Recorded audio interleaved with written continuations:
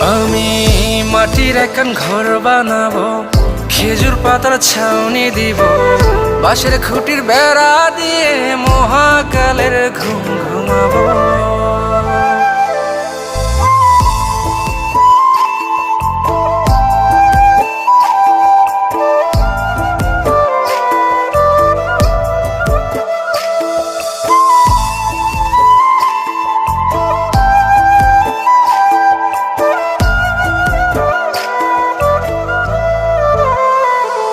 আরে ছাইরা যাইব ইটের শহর, মাটির ঘরে খাটবে রে প্রহর।